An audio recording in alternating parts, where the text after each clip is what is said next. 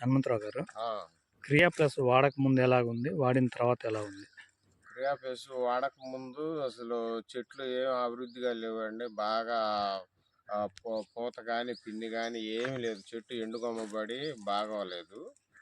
ఈ సార్ చెప్పిన తర్వాత ఈ క్రియాపేస్ వేసిన తర్వాత బాగా ఉండకాయలు బాగా సైజు కానీ చెట్టుకు పూత రావటానికి కానీ పూత నిలబడి పూత అంతా కూడా పిండి అయిపోయింది.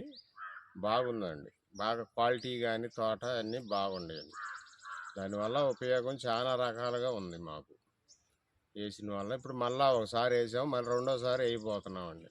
ఎన్ని రోజులు గ్యాప్ ఇచ్చారు? నెల రోజులు.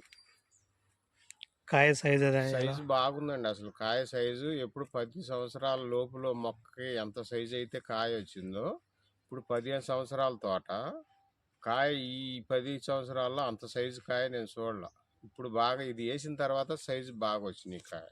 ఇప్పుడు ఉండ పిందెలు కూడా మామూలుగా సైజు పిందె పడ్డట్టు సైజు బాగుందండి. ఇది అందరూ వాడాల్సింది. ఏ పైరుకైనా కూడా బాగా నాణ్యంగా ఉంది.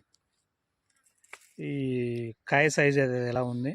కాయ సైజు ఇది వాడక ముందు చిన్న సైజు కాయ పెద్దగా నాణ్యంగా కూడా లేదండి.